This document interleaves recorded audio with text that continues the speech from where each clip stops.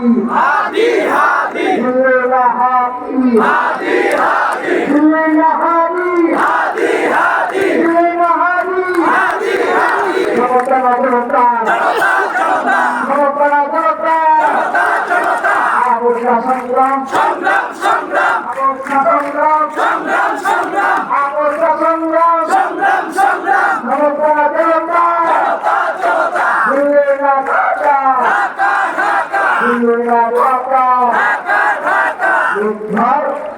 নির্ভর জয়পাল নির্ভর জয়পাল নির্ভর জয়পাল নির্ভর জয়পাল নির্ভর জয়পাল নির্ভর জয়পাল নির্ভর জয়পাল বাংলাদেশ সামনে বললাম আমরা দেখতে পাচ্ছি আমাদের মাঝে উপস্থিত হয়েছেন বাংলাদেশ ইসলামী ছাত্র শিবিরের দপ্তর সম্পাদক চিত্রা মোল্লা চিত্রা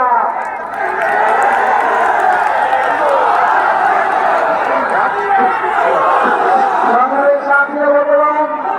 এই পর্যায়ে আমাদের উদ্দেশ্যে বক্তব্য নিয়ে আসার জন্য অনুরোধ করছে ইসলামী ছাত্র শিবিরের দপ্তর সম্পাদক চিত্রা